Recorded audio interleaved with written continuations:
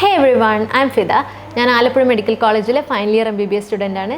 അപ്പം നീറ്റ് ഒക്കെ ആകുമ്പോൾ നമ്മൾ ഈ എക്സാം ഹാളിൽ നമുക്ക് എന്തൊക്കെ ക്യാരി ചെയ്യണം എന്നുള്ള ഡൗട്ടുള്ള കുറേ പേരുണ്ട്. അപ്പം നമുക്ക് നമ്മൾ എന്തൊക്കെ ക്യാരി ചെയ്യാൻ പാടുണ്ട് എന്നുള്ള കാര്യങ്ങളും എന്തൊക്കെ ക്യാരി ചെയ്യാൻ പാടില്ല എന്നുള്ള കുറച്ച് കാര്യങ്ങളുണ്ട്. അപ്പം ഞാൻ ആദ്യം പറഞ്ഞത് നമ്മൾ ഇമ്പോർട്ടൻ്റ് ആയിട്ട് എന്തൊക്കെ നിർബന്ധമായും ക്യാരി ചെയ്യണം എന്നുള്ള കാര്യങ്ങൾ പറഞ്ഞുതരാം നിങ്ങൾക്ക്. ഫസ്റ്റ് ഓഫ് ഓൾ, നമ്മൾ ഒറിജിനൽ ID കാർഡ് നമ്മൾ ക്യാരി ചെയ്യണം. നമ്മൾ ആധാർ കാർഡ്, ലൈസൻസ്, അങ്ങനത്തെ കുറേ സംഭവങ്ങളുണ്ടല്ലോ. അപ്പം നമ്മളൊരു ഒറിജിനൽ ID കാർഡ് എന്തായാലും ക്യാരി ചെയ്യണം. പിന്നെ ഉള്ളതെന്ന് പറഞ്ഞാൽ നമുക്ക് അഡ്മിറ്റ് കാർഡ് ഉണ്ടാവും. അഡ്മിറ്റ് കാർഡ് ക്യാരി ചെയ്യുക. ഈ അഡ്മിറ്റ് കാർഡ് എന്ന് പറഞ്ഞാൽ നിങ്ങൾക്ക് ബ്ലാക്ക് ആൻഡ് വൈറ്റും ആവാം, കളേർഡും ആവാം. എന്തായാലും ഭയങ്കര ഇമ്പോർട്ടൻ്റ് ആയിട്ടുള്ള കാര്യമാണ് ഈ അഡ്മിറ്റ് കാർഡും പിന്നെ പറഞ്ഞ ഒറിജിനൽ ID കാർഡും. ഇത് രണ്ടും നിർബന്ധമായും ഒരിക്കലും മറക്കാതെ ക്യാരി ചെയ്യേണ്ട കാര്യമാണ്. നമ്മൾ എത്ര പറഞ്ഞാലും അഡ്മിറ്റ് കാർഡൊക്കെ ക്യാരി ചെയ്യാത്ത കുറേ മനുഷ്യന്മാർ ഇവിടെ ഉണ്ട്. നമ്മൾ വിചാരിക്കും ഇതൊക്കെ എല്ലാവരും ക്യാരി ചെയ്യില്ലെന്ന്, പക്ഷേ എല്ലാവരും മറന്നു പോകുന്നൊരു കാര്യമാണ് കേട്ടോ ഈ അഡ്മിറ്റ് കാർഡ് എന്ന് പറയുമ്പോൾ. പിന്നെ ഉള്ളത് പാസ്പോർട്ട് സൈസ് ഫോട്ടോഗ്രാഫ്സ് ക്യാരി ചെയ്യണം. Post card size photographs carry ചെയ്യണം. നമ്മൾ പാസ്പോർട്ട് സൈസ് ഒരു 2 or 3 ക്യാരി ചെയ്യുന്നതാണ് ഏറ്റവും ബെസ്റ്റ്. നമുക്ക് ആവശ്യത്തിലധികം എന്നും ക്യാരി ചെയ്യുന്നതാണ് നല്ലത്. കാരണം എന്തെങ്കിലും ഒന്ന് പറ്റിയാലോ, ഒരു ഫോട്ടോഗ്രാഫിന് എന്തെങ്കിലും ഒരു പ്രശ്നം വന്ന് അല്ലെങ്കിൽ ഒന്ന് നമ്മുടെ കയ്യിൽ നിന്ന് സ്ലിപ്പായി വീണ് അങ്ങനെ എന്തെങ്കിലും ഒരു പ്രശ്നം ഉണ്ടെങ്കിൽ നമുക്കൊന്നും കൂടെ പോയി എടുത്ത് ഇതൊന്നും ചെയ്യാൻ പറ്റുന്ന കാര്യമില്ല. ഇതൊക്കെ ഒരു ഒറ്റ ചാൻസിൽ നടക്കുന്ന കാര്യങ്ങളാണ്. അപ്പോൾ പാസ്പോർട്ട് സൈസ് ഫോട്ടോയും post card size photo 2 carry ചെയ്താൽ അതും നല്ലതാണ്. പിന്നെ നമുക്ക് ഈ ട്രാൻസ്പെറൻ്റ് ആയിട്ടുള്ള വാട്ടർ ബോട്ടിൽ ക്യാരി ചെയ്യാം.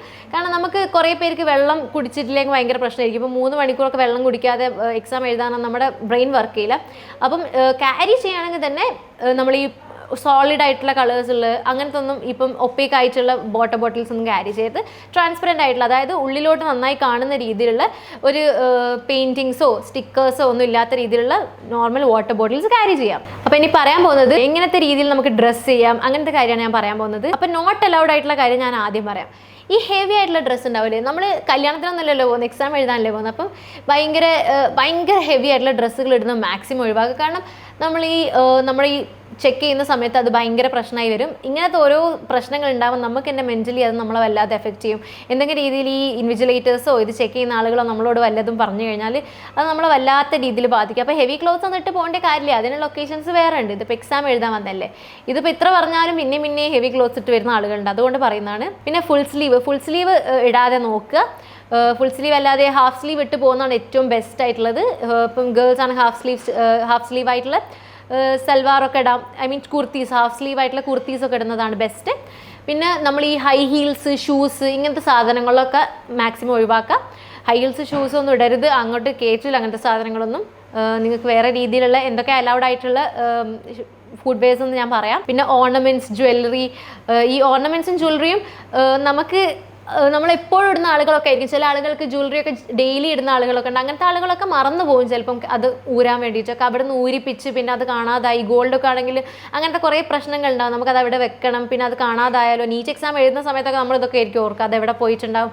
അങ്ങനത്തെ ഒക്കെ കാര്യങ്ങൾ ഉണ്ടാക്കുന്നതിലും ഭേദം അതൊക്കെ ഓൾറെഡി ഊരി വെക്കുന്നതാണ്. വീട്ടിൽ നിന്ന് തന്നെ ഊരി വെച്ചിട്ട് പോവുക, ഇങ്ങനത്തെ കാര്യങ്ങളൊന്നും ഇടാതെ പോവുക. ഈ മുടിക്കൊക്കെ കുത്തുന്ന ക്ലിപ്പ്, പിന്നെ ഈ ക്രാബ്, അങ്ങനത്തെ സാധനങ്ങളൊക്കെ ഉണ്ട്, അതൊക്കെ ഇടാതെ പോവാം. നമുക്ക് ഈ റബ്ബർ ബാൻഡ് പോലത്തെ അത് ഞാൻ പറയുന്നുണ്ട്, എന്താ നിങ്ങൾ ഇതിന് ഓൾട്ടർനേറ്റ് ആയിട്ട് എന്താ ചെയ്യേണ്ടതെന്ന് ഞാൻ പറയാം. അപ്പോൾ അങ്ങനത്തെ സാധനങ്ങളൊക്കെ ഈ മെറ്റൽ ഡിറ്റക്ടേഴ്സ് ഒക്കെ വെച്ചിട്ട് അത് കണ്ടുപിടിക്കുക. അപ്പോൾ ഭയങ്കര പ്രശ്നമാണ്. ഇങ്ങനത്തെ സീൻ ഉണ്ടാക്കാതെ നോക്കുക. നമുക്ക് വേറെ രീതിയിൽ മുടി കെട്ടിപ്പോയാലും, മുടി കെട്ടാതെ പോയാലും പ്രശ്നമില്ല. ഇങ്ങനത്തെ കാര്യങ്ങൾ ഉണ്ടാക്കരുത്, വെറുതെ പ്രശ്നങ്ങൾ ഉണ്ടാക്കരുത്. ചില ആളുകൾക്ക് ഇതൊന്നും ഇഷ്ടപ്പെടില്ല. ഇതൊക്കെ ഇൻസ്ട്രക്ഷൻസ് എഴുതിയതല്ലേ, നിങ്ങൾ ഇത് ഇടരുതെന്ന് പറഞ്ഞല്ലേ എന്നൊക്കെ പറഞ്ഞ് പ്രശ്നം ഉണ്ടാക്കും. അപ്പം അതൊന്നും ചെയ്യാതിരിക്കുക. പിന്നെ ഈ ടൈറ്റ്സ് ജീൻസിലൊക്കെ, പിന്നെ ഈ ജീൻസിലൊക്കെ പോക്കറ്റ്സ് ഒക്കെ ഉണ്ടാകും. ഈ പോക്കറ്റ്സ് ഉള്ള ജീൻസ് ഒന്നും ഇടാതെ പോവുക. അതിൻ്റെ ആവശ്യമില്ല. നമുക്ക് നോർമൽ പാൻസ് ഇടാം. അതെന്താണെന്ന് ഞാൻ പറയാം എങ്ങനത്തെ ഇടണം എന്നുള്ളത്. അപ്പോൾ ഞാൻ പറഞ്ഞില്ലേ ഈ ഹീൽസ്, അപ്പോൾ അലൗഡ് ആയിട്ടുള്ള കാര്യമാണ് ഞാൻ പറയാൻ പോകുന്നത്. ഇനി എന്തൊക്കെ നമുക്ക് ഇതിന് ഓൾട്ടർനേറ്റ് ആയിട്ട് അലൗഡ് ആയിട്ട് നമുക്ക് ഉള്ള സാധനങ്ങളൊക്കെ ഞാൻ പറയാം. അപ്പോൾ ഈ ചെരുപ്പിൻ്റെ കാര്യം നോക്കുകയാണെങ്കിൽ ഫ്ലാറ്റ് ആയിട്ടുള്ള ചെരുപ്പുകൾ അവൈലബിൾ ആണ്. അപ്പോൾ ഫ്ലാറ്റ് ആയിട്ടുള്ള ചെരുപ്പുകൾ ഇടുക. ഹീൽസ് ഒന്നും ഇടാൻ പാടില്ല, ഫ്ലാറ്റ് ആയിട്ടുള്ള ചെരുപ്പുകൾ ഇടുക.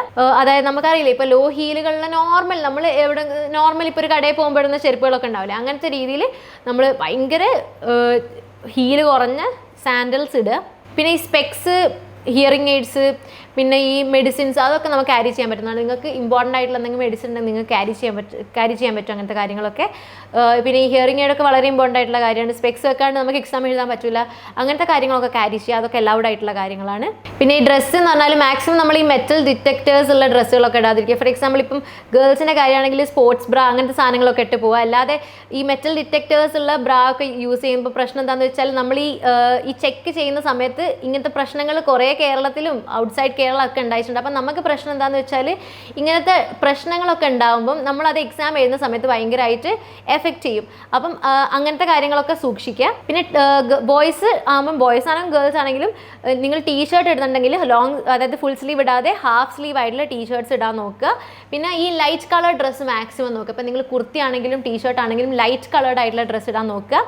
പിന്നെ പാൻറ്റ് എന്ന് പറഞ്ഞാൽ ഞാൻ പറഞ്ഞില്ലേ ഈ ജീൻസും പോക്കറ്റുള്ള പാൻസ് ഇല്ലാതെ നോർമൽ പാൻസ് ഉണ്ടാവില്ലേ, അങ്ങനെ നോർമൽ പൈജാമ പോലത്തെ ഡ്രസ്സുകളൊക്കെ ഇട്ട് പോവുകയാണെങ്കിൽ അത്രയും നല്ലതായിരിക്കും. പിന്നെ നിങ്ങളുടെ ഡ്രസ്സിലൊക്കെ ഇപ്പോൾ ബട്ടൺസ് ഒക്കെ ഉണ്ടെങ്കിൽ അത് ഊരിപ്പോവുക, അതും മെറ്റൽ ഡിറ്റക്ടർ വെച്ച് കണ്ടുപിടിക്കുക. അപ്പം അതൊക്കെ നമ്മൾ ചീറ്റ് ചെയ്യാൻ ചാൻസ് ഉണ്ട് എന്നുള്ള രീതിയിലാണ് ഇവരെന്തായാലും നമ്മൾ ചെക്ക് ചെയ്യാൻ പോകുന്നത്. അപ്പം അങ്ങനത്തെ ഒരു സിറ്റുവേഷൻ ഉണ്ടാക്കിയാൽ നമുക്ക് മാത്രമേ പ്രശ്നം ഉണ്ടാകും. അപ്പം അങ്ങനത്തെ കാര്യങ്ങളൊക്കെ ഒഴിവാക്കുക. കാരണം അതല്ലാത്ത ഡ്രസ്സുകൾ നമ്മുടെ കയ്യിലുണ്ട്. പിന്നെ എന്തിനാ ഇതൊക്കെ അറിഞ്ഞിട്ട് നമ്മൾ അങ്ങനെയൊക്കെ വെറുതെ ഒരു പ്രശ്നം ഉണ്ടാക്കുന്നത്? അതിൽ നല്ലത് ഇതൊക്കെ ഒന്ന് സൂക്ഷിച്ചിട്ട് ഈ പറഞ്ഞ കാര്യങ്ങളൊക്കെ ഒന്ന് സൂക്ഷിച്ചു കഴിഞ്ഞാൽ ഒരു പ്രശ്നവുമില്ല. ഒരു ദിവസത്തേക്കല്ലേ എക്സാം എഴുതാൻ പോവല്ലേ, ഇതൊക്കെ ഒന്ന് നോക്കി പോവാം. പിന്നെ ഗേൾസിൻ്റെ പ്രശ്നം എന്താ വെച്ചാൽ ഈ ക്ലിപ്സ്, ഞാൻ പറഞ്ഞില്ലേ ക്ലിപ്സ് ഒന്നും നമ്മൾ മുടിയിൽ കെട്ടാൻ യൂസ് ചെയ്തത്. അപ്പോൾ അതിന് പകരം നമ്മൾ ഈ റബ്ബർ ബാൻഡ്സ് അങ്ങനത്തെ സാധനങ്ങളൊക്കെ യൂസ് ചെയ്താൽ അങ്ങനത്തെ ഒക്കെ മുടി കെട്ടാൻ യൂസ് ചെയ്താൽ മതി. പിന്നെ ഈ കസ്റ്റമറി ഡ്രസ്സ് ഇടുന്ന ആൾക്കാർ, ഫോർ എക്സാമ്പിൾ നമ്മൾ ഈ ഹിജാബ് ഇടുന്ന ആൾക്കാർ, ബുർക്ക ഇടുന്ന ആളുകളൊക്കെ ഉണ്ടെങ്കിൽ അവർക്ക് മുന്നേ കുറച്ച് മുന്നേ വരാൻ പറയാം. അവർക്ക് ടൈമിംഗ് അങ്ങനെ ആയിരിക്കും. അപ്പോൾ നിങ്ങൾ കുറച്ചും കൂടെ മുന്നേ വന്നിട്ട് നിങ്ങൾക്ക് അങ്ങനെ ടൈമിന് ഇപ്പോൾ കിട്ടിയിട്ടില്ലെങ്കിൽ നിങ്ങൾ അങ്ങനെ ഇടാൻ ഉദ്ദേശിക്കുന്ന ആളുകളാണെങ്കിൽ കുറച്ച് മുന്നേ നിങ്ങൾ വരിക. അങ്ങനെയാണെങ്കിൽ അവർക്ക് ഈസി ആവുമല്ലോ, ചെക്കിംഗ് ഒക്കെ കുറച്ചുകൂടി ഈസി ആവും. നിങ്ങൾക്ക് പറയും നിങ്ങൾ കുറച്ചും കൂടെ മുന്നേ നിങ്ങൾക്ക് ഇപ്പോൾ നിങ്ങൾ അങ്ങനെ ഒരു ഓപ്ഷൻ കൊടുത്തിട്ടുണ്ടെങ്കിൽ, നിങ്ങൾ അങ്ങനെ കസ്റ്റമറി ഡ്രസ്സാണ് ഇടുന്നതിനുള്ള ഓപ്ഷൻ നിങ്ങൾ കൊടുത്തിട്ടുണ്ടെങ്കിൽ നിങ്ങളോട് പറയും ഇത്ര സമയം മുന്നേ നിങ്ങൾ വരണം. അപ്പം ചെക്കിങ് ഈസി ആവുമല്ലോ. അപ്പം ഇതൊക്കെ നിങ്ങളുടെ അടുത്ത് പറഞ്ഞ കാര്യങ്ങളാണ്. അപ്പോൾ ഇതൊക്കെ നിങ്ങളൊന്ന് ശ്രദ്ധിച്ചു കഴിഞ്ഞാൽ ഓൾമോസ്റ്റ് എല്ലാ പ്രശ്നങ്ങളും നമുക്കൊന്ന് ഒഴിവാക്കാവുന്നതേ ഉള്ളൂ. അപ്പം എല്ലാവരും ഈ പറഞ്ഞ കാര്യങ്ങളൊക്കെ ഒന്ന് സൂക്ഷിച്ച് വേണം എക്സാം എഴുതാൻ പോകാൻ. So all the best.